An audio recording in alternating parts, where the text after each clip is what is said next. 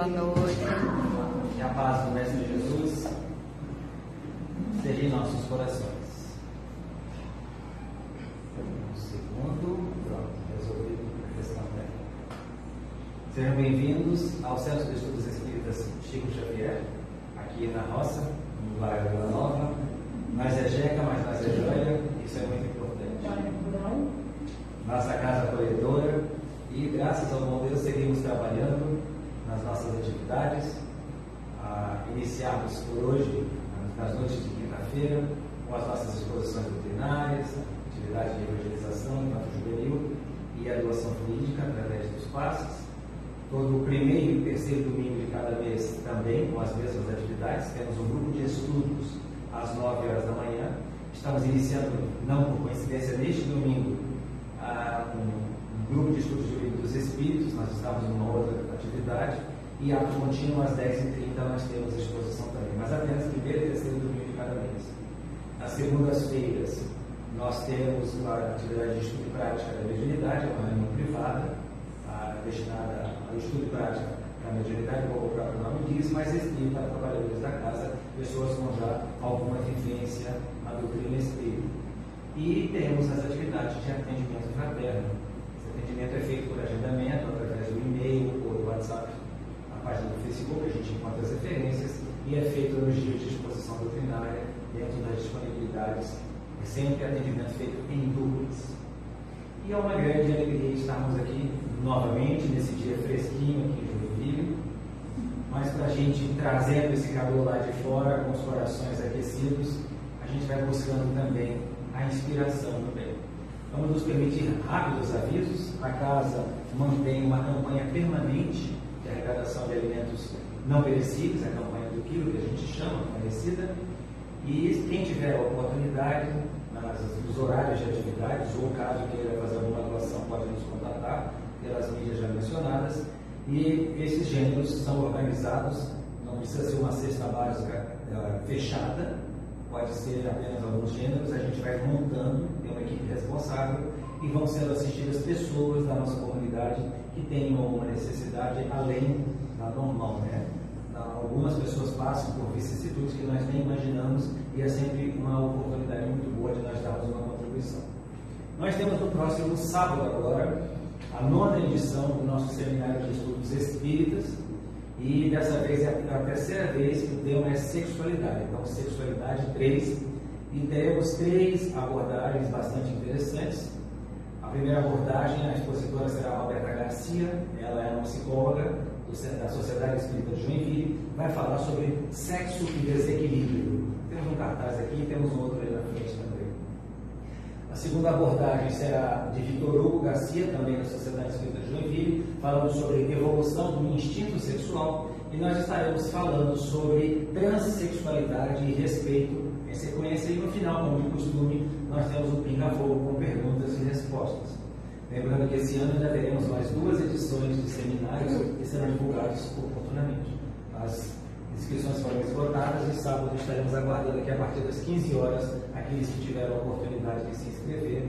Temos certeza que será, como nas demais edições, um momento de grande aprendizagem, de grande confraternização e principalmente de acolhimento, né, que talvez seja o principal dos papéis da instituição espírita cristã. Nós vamos, para contribuir com a harmonização, antes da prece inicial, e de termos o privilégio de escutar o nosso querido irmão e amigo Paulo Tiberio, do Centro Espírita Paz do Senhor, mais uma vez. Ele também é expositor dos nossos seminários, daqui a pouco vai ter, nem sabe ainda, mas vai estar conosco esse ano no próximo seminário também. Nós já vamos aproveitar e fazer uma leitura para contribuir com essa harmonização. Do livro Pão Nosso, pelo Espírito Emmanuel, na psicografia de Chico Xavier. Sigamos até lá. Abre aspas. Se vós estiverdes em mim, e as minhas palavras estiverem em vós, pedireis tudo o que quiserdes, e vos será feito. Jesus. Na oração dominical, Jesus ensina aos cooperadores a necessidade de observância plena dos desígnios do Pai. Sabia o Mestre que a vontade humana é ainda muito frágil e que inúmeras lutas rodeiam a criatura até que aprenda a estabelecer a união com o divino. Apesar disso, a lição da prece foi sempre interpretada pela maioria dos crentes como recurso de fácil obtenção do amparo celestial. Muitos pedem determinados favores e recitam maquinalmente as fórmulas verbais. Certamente, não podem receber imediata satisfação aos caprichos próprios, porque, no estado de queda ou de ignorância, o espírito necessita, antes de tudo, aprender a submeter-se aos desígnios divinos a seu respeito. Alcançaremos, porém, a época das orações integralmente atendidas. Atingiremos semelhante realização quando estivermos espiritualmente em Cristo. Então, quando quisermos, ser-nos afeito, porquanto teremos penetrado o justo sentido de cada coisa e a finalidade de cada circunstância. Estaremos habilitados a querer e a pedir em Jesus, e a vida se nos apresentará em suas verdadeiras características de infinito, eternidade, renovação e beleza. Na condição de encarnados ou desencarnados, ainda estamos caminhando para o Mestre, a fim de que possamos experimentar a união gloriosa com o seu amor. Até lá, trabalhemos e vigiemos para compreender a vontade divina. Muito legal e oportuna essa mensagem. Sigamos até lá para nós realmente pensarmos. Pedimos tantas coisas a Deus, ao Criador, mas será que sabemos pedir? Porque podemos pedir coisas que não merecemos, coisas de que não necessitamos. Em verdade, aprendemos com a doutrina espírita que devemos pedir aquilo de que realmente necessitamos: paciência, resignação, perseverança, boa vontade, a intuição dos benfeitores espirituais para que nós tomemos a decisão de nos tornarmos pessoas melhores. E não achar que Deus, o Criador, como quer que nós o concebamos, vai curar as nossas mazelas, comprar uma casa, um carro. Deus não precisa de dinheiro. Deus não precisa de favores. A única coisa que o Criador quer, como uma boa mãe ou um bom pai, é que nós nos melhoremos. E vamos caminhando. E vamos então fazer uma oração, elevando ainda mais os nossos pensamentos, com a gratidão por aqui nos encontrarmos mais uma vez. Querido Deus, nosso Criador, obrigado por mais este dia, por nova oportunidade de despertarmos, a despeito dos sofrimentos e misérias que vivenciamos aqui e ali, que vemos à nossa volta, que sentimos em nossas mentes e em nossos corações.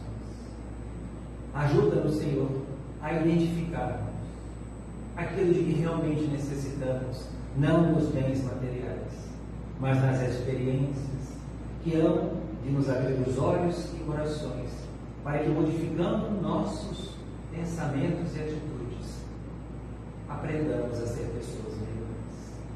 Abençoa nossa instituição espírita cristã, a todos aqueles encarnados e desencarnados que aqui se encontram, em especial nesta noite, nosso querido amigo, nosso querido irmão Paulo Tibério, que vai nos trazer as suas reflexões sobre um tema tão importante.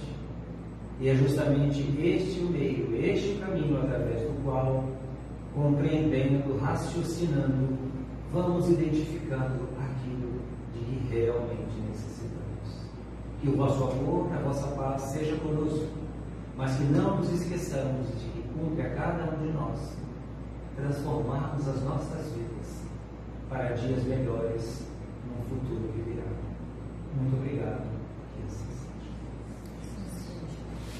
Vamos falar do meu irmão? Então, vamos lá. Obrigado. Mais uma vez, boa noite a todos, né? Boa noite. Então, o tema já está elencado aí, é a união da alma e do corpo.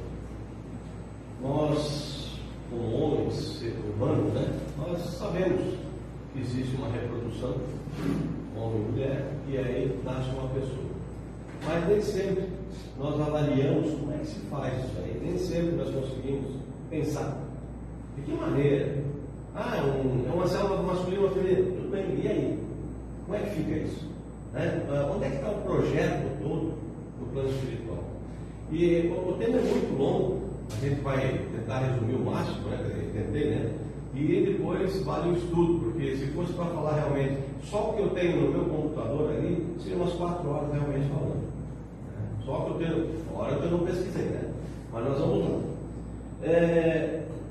Comumente, a ligação entre o espírito, o perispírito e o corpo, ele é referenciado como sendo feito por laços, né? E existe a forma mais trivial da interpretação, é aquela que se utiliza no dia a dia, quando se pretende prender alguma coisa, laço do sapato, laço do pacote, laço, né? A gente vai dando nome, barbante, laços físicos, isso é a nossa ideia. Então, quando vem esse laço é assim. Ou ainda, num aprofundamento um pouco maior, como os médicos fazem, as cirurgias costuram e a sutura, né? Enfim, unir 2 lados de um corte, por exemplo, para uma cicatrização. E ainda por essa mesma abordagem, na desencarnação, traz laços desfeitos, tal qual a retirada da sutura, no qual os pontos são cortados no ombro. Então, para juntar e para separar. Né? Eu sempre gosto de avisar, não avisei aqui, mas lembrando, eu tenho muito slide, se alguém não escutar, ele está lendo o que eu estou falando, sabe? Só para lembrar isso aí. Então, contudo, a análise nossa, ela pode, como diz ali, e deve ser abordada diferentemente para melhor entendimento, não simplesmente ter laço, aquele nó, para melhor entendimento desse processo de encarnação. Que existe um processo que é maravilhoso, e o próprio da desencarnação, ou ainda a própria manutenção do corpo físico. Então, quando a gente observa tudo aquilo que a divindade nos permite na nossa trajetória, é maravilhosa. Então, a gente imagina lá no mineral, quando vem mineral, vegetal, mineral, a gente já falou sobre isso, né? Quando a gente agrega moléculas, e por que agrega, né? Se agrega tudo. Então, visando maior compreensão desse tema, nós vamos fazer uma analogia com o laço que prende os corpos ao solo, da gravidade. Então nós vamos lembrar disso. Se pegar uma pedra, soltar, ela vai para o solo, ela não fica flutuando. É um laço que prende ela à terra, né? Existe uma interpretação inter-relação entre o corpo e o planeta, em que há uma atração mútua. Isso é, o planeta nos atrai, ou atrai o corpo, né? E o corpo, por sua vez, atrai o planeta. Então, é uma situação bastante interessante da gente avaliar. Mas eu nem penso, a gente nasce, cresce, vive aqui 90, 100 anos e vai embora e nem parou para pensar. Então, a força que cada um exerce é dependendo da massa que possui. E quanto maior a massa, maior a força. Por isso que os astronautas na Lua ficam flutuando. Pode ter um sapatão grande, mandado no fundo do mar, porque o corpo é menor. O corpo celeste, vamos dizer assim, né? Então, dessa forma, se verifica nesse tipo que esse tipo de laço não é de uma única intensidade. Ele é um laço diferente. Como seria nos casos de uma corda. Por exemplo, uma corda lá vai romper com tal força e acabou. Isso aqui não é de uma única intensidade. E Kardec faz uma referência a isso quando ele fala como um laço fluídico. Todos nós já ouvimos falar, cordão de prata, laço fluídico, todos nós já ouvimos falar desse laço. E diz que no processo de encarnação, olha só, há uma atração por uma força irresistível. Enquanto que no processo inverso, a desencarnação, a união se desfaz logo que essa força deixar de atuar. Então existe uma força, como diz aqui, irresistível. Não tem como não acoplar. Essa força é realmente irresistível. E é muito interessante, né? Porque a gente às vezes não avalia a engenharia genética que a espiritualidade tem para conosco. Quem sabe um dia nós seremos os engenheiros genéticos juntos, né? O que eles têm para conosco.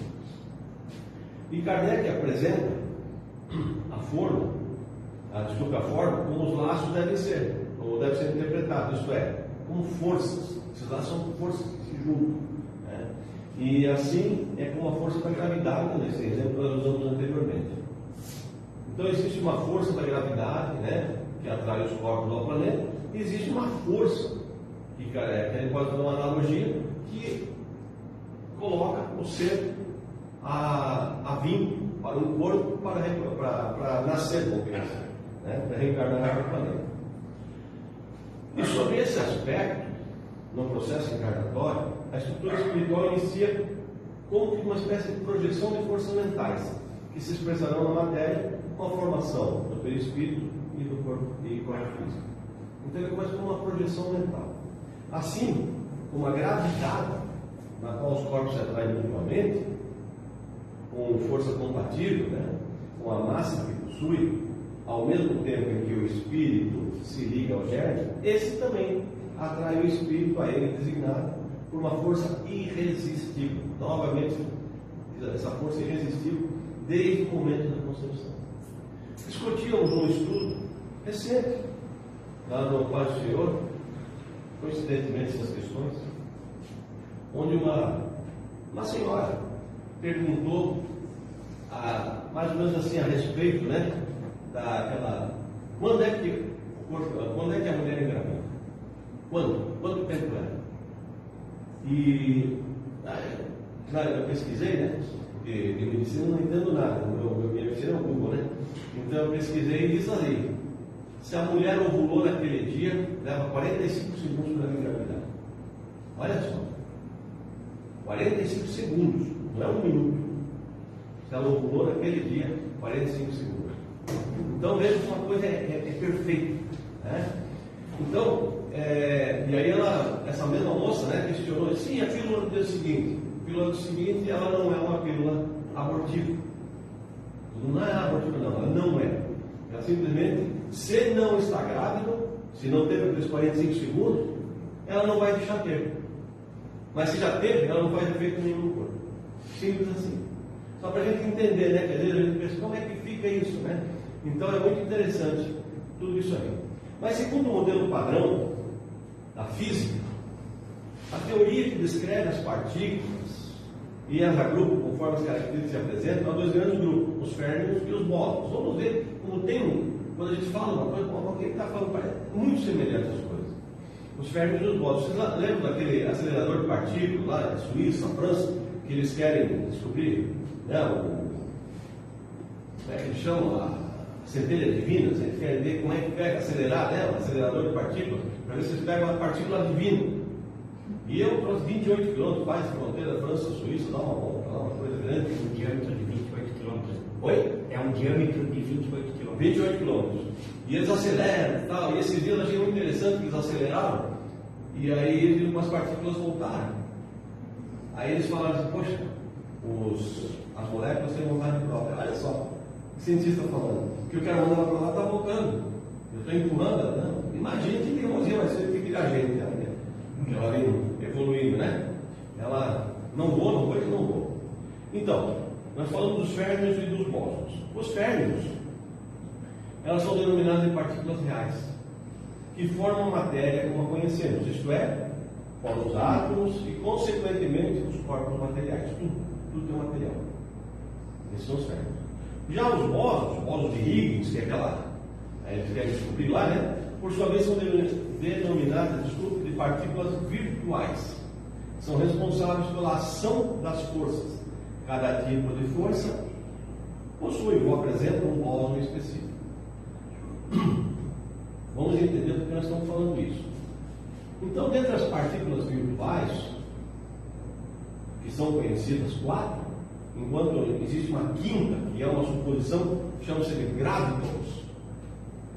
Os gravitons seriam as partículas responsáveis, virtuais, né, responsáveis pela força gravitacional. E aí a gente olha essa foto, vê o que se assemelha essa foto com o que nós colocamos logo no início, né, da reprodução humana, da reprodução, né,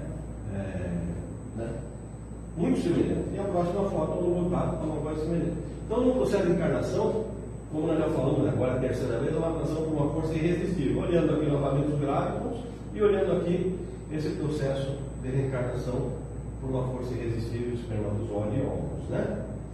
Então, veja que interessante, a natureza que a gente vê aí fora, pesquisa da física, ela tem nós temos a nossa correlação com aquilo que pesquisamos, tudo está interligado. por menos que a gente pense nisso, está tudo interligado. E assim a teoria diz que dois corpos se atraem simultaneamente em decorrência da troca dessas partículas. Então eles estão se atraindo, né?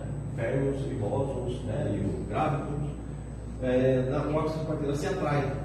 E aí voltamos a falar, agora tem irresistível, não tem como não se atrair. Pode tentar não fazer, ela vai ser atraída.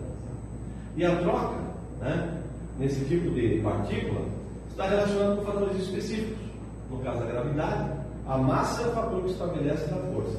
Outro ponto interessante, com relação à força da gravidade, é que a sua ação estende-se pelas grandes distâncias e é responsável pela manutenção da estrutura do universo. Então, olha só, né, é manutenção da estrutura do universo. E baseado nessas informações, da informação apresentada pela doutrina espírita, com relação ao laço fluídico, nós podemos se teorizar na existência de uma partícula virtual, responsável pela força de interação entre o espírito, o perispírito e o corpo físico. Então veja, tudo isso que nós pegamos rapidamente da física, nós podemos trazer tudo isso para nós aqui no Espiritismo. E essa partícula portadora, que aqui nós vamos denominar, por conta própria, laços divinos, em alusão ao laço fluídico, teriam propriedades peculiares. Podemos chamar de grávidos também, mas não são grávidos, porque o grávido não é da ciência. Então nós vamos pegá-las como laços divinos. Elas seriam propriedades particulares. Pois que, enquanto as outras partículas são universais para os seus respectivos campos, os laços divinos têm ação individual. Essa é uma grande diferença. Porque não existe, que eu saiba, dois altos por aí, né? Então é individual. Tal qual como uma impressão digital, e que sua ação estaria restrita ao espírito que gerou. Então, porque essa é a diferença, né, do grávido, né? Então estamos falando da gravidez. Gravidez é muito semelhante, né, à atração, né? Então, a grande diferença é essa, que no laço divino, a ação é individual. Eu sou eu, o outro vai ser o outro, e a gente viu na apresentação dos slides anteriores algumas fotos de pessoas que para os nossos olhos têm deformidades, aos olhos divinos elas só estão cumprindo mais uma etapa da sua existência, né, uma recuperação de alguma coisa. Outra peculiaridade dos laços divinos é que a sua ação poderia ser estender a grandes distâncias, muito superiores dos grávidos. Então veja, eu posso estar onde estiver, ele vem e me encontra, ou encontro ele espiritualmente falando. Então os grávidos vão para o universo, a peculiaridade é que essa ação nós não temos conhecimento tão longo que é. De onde que vem? E aí a gente conversa, às vezes, né? A gente sabe que estamos em todos os cantos como espíritos, mas na hora de reencarnar nós vamos ter que chegar lá, naquele local que nós estaríamos, ou precisaríamos estar. Então o conceito dos laços divinos, isso é da interligação espírito, perispírito e corpo físico, através de uma partícula portadora, ela fornece explicação para vários dos fenômenos espirituais, tais como os efeitos físicos de sonambulismo, êxtase, etc. Isso seria um outro estudo que a gente poderia pegar e abrir esse campo, mas para avaliar, porque são os conceitos desses, falei grávidos, né? Desses laços divinos, para que a gente pudesse pensar, né, que estão em todos os cantos. E lá no livro dos Espíritos, nossa Bíblia, né, desse assunto aqui, ele pergunta, na 344, em que momento a alma se uniu ao corpo? Olha só que pergunta. Isso é uma dúvida mesmo no meio espírita. Tem aqueles que são radicais, outros falam, não sei o quê. Então parece que a gente lê, estuda e não aprende, né? Então nós vamos entender que a união começa na concepção, mas já é completa por ocasião do nascimento. Imaginemos nós um carretel de linha, um carretel daquele assim, de corda, e esse carretel vai se enrolando vamos pegar lá, na mãe, ou no óvulo, e só vai terminar aquele carretel quando une tudo, não por causa do nascimento. Ele vai indo, ele vai se aproximando. Então, a união começa na concepção, já fica ligado, né? Mas só é completa por ocasião do nascimento. E desde o instante da concepção, o espírito designado para habitar certo corpo, a esse se liga por um laço político. E esse laço que vai se apertando cada vez mais até o instante que ele nasce, que a criança vê a luz. Então o Espírito vem ligando, vai se aproximando, se aproximando. Então a mãe grávida, no primeiro momento, já tem alguém ligado nela. Só que a ligação completa se dá no nascimento. E o grito, diz no livro lá, né? O grito que o recém-nascido sol anuncia que ele se conta no mundo dos vivos e é um dos servos de Deus. Então ele dá aquele, né? Que a gente vê. E aí quem não dá ainda leva um tapinha, né? Já nasce tipo apanhando para dar o gritinho, né? Para poder pegar esse pulmão e fazer funcionar. E logo à frente nós temos a questão 345. Ele faz uma outra pergunta. Ele pergunta assim: é definitiva essa união, a união do Espírito com o corpo desde o momento da concepção? Quer dizer, então nós falamos de 45 segundos que a mulher engravidou. É definitiva essa união do Espírito com o corpo desde o momento da concepção? E aí a resposta dos espíritos superiores: é definitiva a união no sentido que outro espírito não poderia substituir o que está designado para aquele corpo. Não é assim, não, vai você, não, já está designado um. Ah, não, mas não vai você, não tem, é aquele. Força irresistível. Tipo, pode ficar de costas que ele é atraído, não tem jeito, ele vai. Né? E continua, 345, é uma segunda parte da pergunta que eu preferi separar, e ele pergunta dizendo assim: que durante essa primeira fase, o espírito, ou poderia o espírito renunciar ou desistir de habitar aquele corpo que está destinado a ele? Logo no início, né? Ele podia dizer: não quero mais, Não quero servir. não quero mais, estou saindo. Lá no meio da resposta, diz assim: ó, como os laços que ao corpo prendem o espírito eles são muito fracos, facilmente se rompem e podem romper-se pela vontade ou por vontade do espírito, se este recua diante da prova que escolheu. Tipo, não quero mais. Se ele vai ser um derrotista, como é que ele vai ser tratado? Não, ninguém vai acusar ele de nada, com certeza, mas como é que ele vai ser tratado no outro lado? Não se sabe. E aí, em tal caso, porém, a criança não vinga. Então a criança não vinga porque ele desistiu. Ele não quer saber, ele desistiu, a criança não vai vingar. É semelhante situação, bem semelhante situação é a morte, que sobrevém pelo esgotamento dos órgãos e consequente da idade. O homem deixa a vida sem perceber. É uma lâmpada que se apaga por falta de óleo. E assim também o espírito se afasta e aquele corpinho lá que estaria em desenvolvimento se apaga. Né? Mesma coisa. E aí lá na 223 tem uma pergunta muito interessante, que também no Espiritismo, às vezes a gente é um pouco cartesiano, faz uma matemática, né? Se eu viver 80, eu vou ficar 80, eu vou ficar 100. E ele faz uma pergunta na 223, se a alma reencarna logo depois de haver separado do corpo. Pergunta que Kardec faz. O que nós todos imaginamos? Não, tem um tempo grande, um tempo pequeno. E a resposta está aqui, ó. Algumas vezes reencarna imediatamente. Porém, de ordinário, só faz depois de intervalos mais ou menos longos.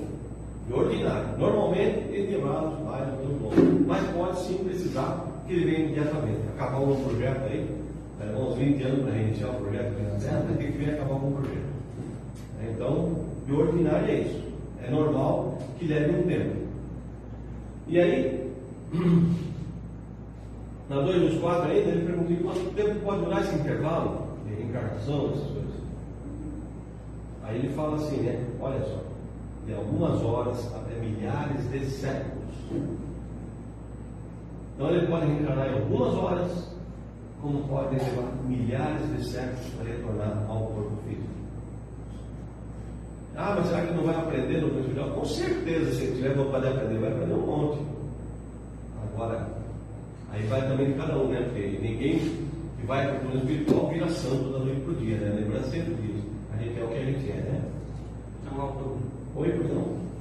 Meu pai desencarnou há 48 anos, quando eu tinha 7.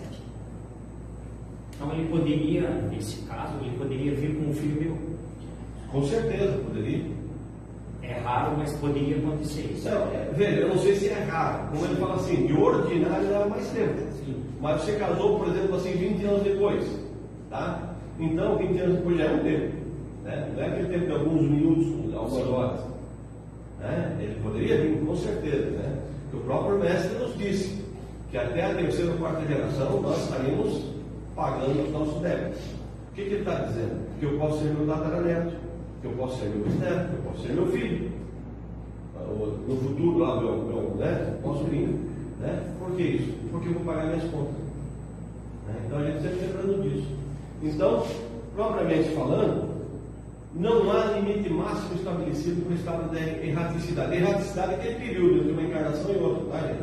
Nós estamos, né, naquela, quando é que eu vou, quando é que não há um limite máximo estabelecido para o estado de erraticidade, que pode prolongar-se muitíssimo, mas nunca é perfeito. Ele pode ficar muito tempo lá, porque também a gente observa assim, ó, determinados espíritos que estão fazendo um trabalho tão bom, espiritualmente falando, que talvez estivesse aqui fazendo trabalho, não conseguiriam dar conta daquilo tudo. Então você observa assim, eu estou falando, não, o Bezerra de Menezes foi convidado para ascender novos patamares, pediu para ficar aqui para cuidar do planeta. Quanto tempo? Não sei, mas foi convidado para ascender, né, para novos patamares. E assim tem tantos outros que a gente poderia imaginar, né? Eu lembro sempre de uma frase que aquela médica, a pediatra que morreu lá no Haiti, no acidente, foi a Arnes, a dona Zilda. Um dia eu cheguei no meu escritório e tinha um bilhetinho escrito a caneta na minha mesa. Eu fiquei olhando e dizia assim o bilhetinho: bem, eu vou sair tomar um cafezinho e preparar um plano para acabar com a fome no mundo. Eu olhei aquele bilhete, não entendi. Aí eu falei com meu filho, né? Isso aí foi a dona Zilda que falou lá no Haiti. E eu copiei e deixei na tua mesa. E eu fiquei imaginando aquilo.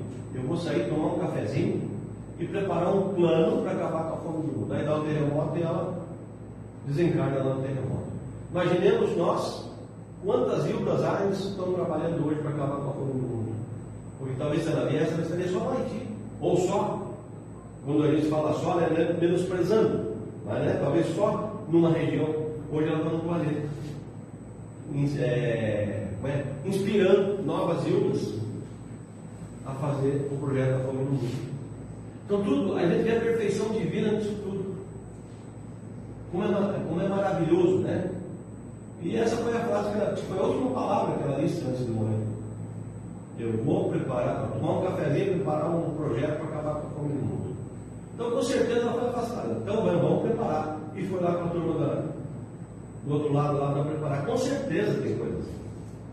Então, gente, cedo ou tarde, o espírito vai ter que voltar para uma existência apropriada, para purificar das máculas de suas existências precedentes. Vai ter que voltar. Né? E não é a demora que vai fazer ele sofrer ou não, e sim aquilo que ele ainda deve. Também sabemos que o amor cobre uma multidão de pecados. Então ele vai vir, né, para purificá-lo das máculas de existência precedentes. Voltando para 346, ele pergunta o seguinte: e que faz o espírito do seu corpo que escolheu morre antes de se verificar o nascimento? E a resposta é muito simples: escolhe outro. Aí ele vai lá no arquivo, lá no guarda-roupa, né? No closet, vai lá no closet e diz: eu quero esse, né? E ele vai ele com esse corpo, aquele corpo, né? É mais ou menos isso que acontece. É lógico, né? É muito simplória essa ideia, mas é por aí o caminho. Só que a espiritualidade é melhor você ir com um corpo desse, ou um desse, como você sabe, né? Existe uma orientação. Existe uma orientação, mas dentro daquilo que ele pode, vai ter que escolher. Eu quero esse aqui, ó, não dá leve, tá vendo? E aí logo à frente ele faz uma outra pergunta. Nós estamos falando da união, mas também ele faz uma outra pergunta, na pergunta: qual a utilidade dessas mortes prematuras? Por que existe isso? Aí a resposta é o seguinte: dão-lhes, causa as mais das vezes as imperfeições da matéria.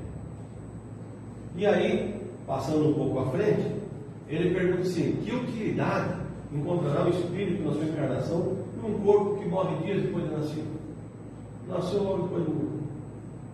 Aí ele responde: o ser não tem então consciência plena de existência. Assim, a importância da morte é quase nenhuma. Que utilidade tem? Quase nenhuma, mas é uma aprovação para os pais, né? Mas conforme já dissemos, o que há nesses casos de morte prematura é uma prova para os pais. Então, isso existe. Agora, nós vamos ver que bacana que é essa aproximação do espírito, né? Sabe o espírito previamente que o corpo tem, de sua escolha não tem probabilidade de viver? E a resposta é: sabe-o algumas vezes, mas se nessa circunstância reside o motivo da escolha, significa que ele está fugindo da prova. Então assim, ó, eu não quero ir, esse corpo ele vai morrer, então vou lá. Então ele já está o quê? Já está querendo levar vantagem, né? A verdade é essa, ele quer levar vantagem. Então se ele sabe disso, ele está fugindo da prova. Se ele não sabe, ele está indo da prova, né? Tipo assim, não me pergunto do que eu sou capaz, né? Me dá missão, e lá vou eu. E na 349, quando falha por qualquer causa a encarnação do espírito, ela é suprida imediatamente por outra existência. Então, falhou aquela, aquele óvulo lá não deu, aquela mãe não deu, um motivo qualquer. E a resposta, nem sempre é imediatamente. Faz-se mistério, dá ao espírito tempo para proceder nova escolha, a menos que a reencarnação imediata corresponda à anterior determinação. Nós falamos há pouco, algumas horas, alguns minutos, né? Então você tem que ir, tem um motivo. Aí ele vai, o outro não, ele vai para. Não seria uma determinação, ele vai sentar e vai conversar. Na 350, ele pergunta se uma vez unido ao corpo da criança, e quando já não é mais possível voltar atrás, sucede alguma vez de deplorar o espírito da escolha que fez? Ou queria estar nesse corpo, alguma coisa assim? Pergunta-se, ele pergunta assim, o espírito responde, pergunta-se como homem se queixa da vida que tem, se desejaria que se fosse outra pessoa? Sim. Se arrepende da escolha que fez? Não, pois não sabe que ele sido a sua escolha. E depois de encarnado, então, não pode o espírito lastimar a escolha de que não tem consciência. Pode, entretanto, achar pesada demais a carga e considerar superior suas forças. E aí, diz os espíritos, o que acontece? Que ele recorre ao suicídio. Eu acho que é muita coisa e recorre ao suicídio. Aquele suicídio consciente, né? Lá na frente, que é a 351, ele fala assim, no intervalo, assim, ideia da concepção ao nascimento, o espírito ainda não está, só repetindo, né? Não está ligado, encarnado, desculpa, está apenas ligado. E a partir do instante da concepção, o espírito começa a ser tomado de uma perturbação, que o adverte que lhe soou o momento de começar uma nova existência corpórea. Sabe, está de plantão, que nem bombeiro, né? Soa alarme, corre para o carro lá com o bombeiro, não sabe qual é o tipo de incêndio que ele vai enfrentar. É mais ou menos isso. Olha, tem um problema, vamos lá. Essa perturbação, ela vai crescendo, ela cresce de contínuo até o nascimento. Vai crescendo a perturbação dele. E nesse intervalo, o seu estado é quase idêntico ao espírito encarnado durante o sono nosso, né? Nós estamos no sono. E à medida que a hora do nascimento se aproxima, suas ideias se apagam, assim como a lembrança do passado, do qual deixa de ter consciência da condição de homem, logo que entra na vida. Ele esquece. A gente vem com um esquecimento divino aí disso tudo, né? E se lembrássemos que fosse na vida, tivéssemos sido na vida passada, talvez tivesse uma complicação entre nós, nossas famílias, quem sabe com a nossa mãe, com o nosso esposo, enfim, nossos familiares principalmente. Essa lembrança volta, diz ali, né? Quando ele retorna ao estado de espírito, quando ele vai para o plano espiritual, retorna essa lembrança. E ao nascer, não recobre o espírito a plenitude de suas faculdades, elas vão se desenvolvendo gradualmente, com os órgãos, vai vindo gradualmente.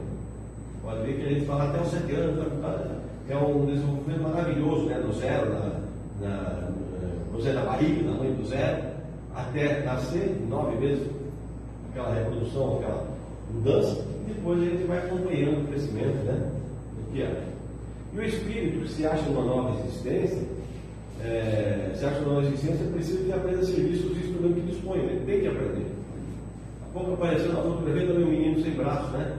Nós tivemos um colega de serviço que tinha um braço bem curtinho assim, ó. E, nossa, ele dirigia, andava na Avenida Paulista, São Paulo, para lá para cá, como ele diria, não sei, não fazia. Né? E ele fazia, como tinha um outro que nasceu sem os braços, se você não lembrar o nome dele, ele tinha um carro e o volante era no chão, ele dirigia o volante no chão. E ia com aquele carro para lá e para cá, tá bom. Então vai adequando para poder viver. E o feto não tem, foi propriamente falando, uma alma. Olha só, o feto não tem propriamente falando, isso é os Espíritos falando na 353. O feto não tem propriamente uma alma, visto que a encarnação está apenas em via de operar-se. O espírito que o vai animar existe de certo modo fora dele, juntinho. Acha-se, entretanto, ligado à alma que virá consumir. O espírito está ligado com ele, né? Mas, e a vida humana, olha, isso aqui eu encontrei na Gazeta do Povo, dia 31 de março agora. Tá? Estava preparando e ajudando. A vida humana começa com um clarão de luz no momento que o espermatozoide encontra o óvulo. Olha lá, isso é uma foto da Universidade de Northwestern, que tirou essa foto. Então, aí eu comentei com a Sandra, né? Ela disse, é coisa de mulher, né? Mulher é privilegiada, né? Então, assim, ó, aí o óvulo está lá quietinho, quando o esperma vai, explode, que é um foguetório que acontece. É uma reação química, mas é um foguetório. Então, ou físico-química. Então, diz assim, foi os que os cientistas da Northwestern University, né, em Chicago, nos Estados Unidos, mostraram pela primeira vez, capturando em vídeo, os incríveis fogos de artifício. E aqui uma foto em preto e branco, onde mostra lá a explosão, né, dos óvulos. Olha lá, a medida. Micrometros, né? Então, olha só o tamanho dela, né? Nada. 50 microns. Hã? 50 microns. Olha só. Nada, né, de tamanho. 1 milímetro dividido em 1000 partes. Pois é, exatamente. Agora tu vê o tamanho. Então lá eles tiram essa foto. E aí explica por que esse brilho ocorre. Porque quando o espermatozoide se insere no óvulo, ocorre um súbito aumento de cálcio, que desencadeia a liberação de zinco. Quando o zinco é solto, prende-se a pequenas moléculas que emitem uma fluorescência que pode ser captadas por câmeras microscópicas. Veja que maravilha! Vocês mulheres que foram mães imaginavam isso? Não, né? Essa coisa maravilhosa aí, né? Nossas mães, será que imaginaram isso? Que aquilo explode, faz uma festa lá dentro, fica colorida, e, né? Foguetório, né? Como eu digo, achei isso aqui no dia 31 na Gazeta do Povo. E não é um acaso, né? Você está mexendo, aparece sem mais esse assunto apareceu para mim. Opa, peraí, né? É o que eu estou precisando para anexar lá. Então não se trata de apenas um incrível espetáculo que destaca isso no momento que uma nova vida começa. Como, olha só, também o tamanho do brilho pode ser usado para determinar a qualidade do óvulo fertilizado. Olha quanta coisa. A vida intrauterina, aí já é construído de novo, né? É a da planta que vegeta. A criança vive a vida animal. O homem tem a vida vegetal e a vida animal, que, pelo seu nascimento, se completam com a vida espiritual. Então, gente, para saber mais, está aqui, ó. Livro dos Espíritos, 344 a 368. Interessantíssimo. Mas aí não é ler como um leitor, é ler como estudioso, ou como estudante, vai ler, tentar ver o que eles estão dizendo. Porque esses dias eu li uma coisa muito interessante, serve muito para mim. Não adianta se decorar tudo, que livro não leva ninguém a Deus. É o teu comportamento que vai te levar. O analfabeto também vai. Então, nós temos que chegar primeiro. Oi? Pode chegar primeiro. Pode chegar primeiro, não receber lá. Chega aí, meu. Então, lembrar, quando for ler ou se interessar nisso aí, que é muito interessante, né? Porque isso é nosso início aqui no planeta, está ali, ó, 344, mas leia com olhos de entender, de agradecer a Deus a oportunidade. É isso que nós precisamos fazer. E para encerrar, só mostrar onde é que eu tenho essas pesquisas todas, né? Eu peguei na Gênesis alguma coisa, peguei no Livro dos Espíritos, dessa universidade, né? Um livro de física, o modelo padrão das Física de Partículas, que eu falei, gráfico, eu peguei esse livro aí, minhas anotações, a Gazeta do Povo, que nós vimos, né? E sites de busca. Isso tudo, então, esses assuntos foram compilados, tá? Para poder chegar aqui. Deu para nós fazer o tempo, sabe? Eu acelerei um pouco, mas não é, porque eu estava com medo que a gente fosse passar muito. Mas, gente, eu sou sincero a vocês que depois que eu vi essa reportagem da Gazeta do Povo, eu me apaixonei mais ainda, sabe? Por entender a beleza que é uma reprodução. Né? Que coisa maravilhosa. Quando um cientista vai lá e fotografa. Vamos ver como é que faz agora. Está lá, fogos de artifício. Tipo assim, opa, mais um está vindo. Né? Mais ou menos essa é a torcida. Né? Então, gente, vamos agradecer ao Pai sempre, né? Essa oportunidade de a gente saber como é que inicia o nosso retorno aqui para o nosso planeta. Muito obrigado, que o Pai abençoe a todos. Eu faço a oração por gentileza. Então, meus irmãos, sabedores mais um pouquinho da nossa caminhada, rumo àquilo que nos é reservado, ao plano superior, vamos entrar ou permanecer em contato com a espiritualidade superior, agradecendo aos nossos mentores, nossos espíritos simpáticos, nossos anjos da guarda, como quisermos chamar, agradecendo ao Mestre Jesus pelos ensinamentos que nos permitem, agradecendo a ciência que nos mostra tanta coisa linda, e agradecendo a todos aqueles que estão em nossa tela mental, nos auxiliando nessa nossa caminhada maravilhosa, nos auxiliando para que não nos percamos no caminho. Abençoa, Pai, a todos aqui presentes, encarnados e desencarnados, e nos colocamos à disposição da espiritualidade para quando o nosso corpo físico também estiver em descanso. Que assim seja.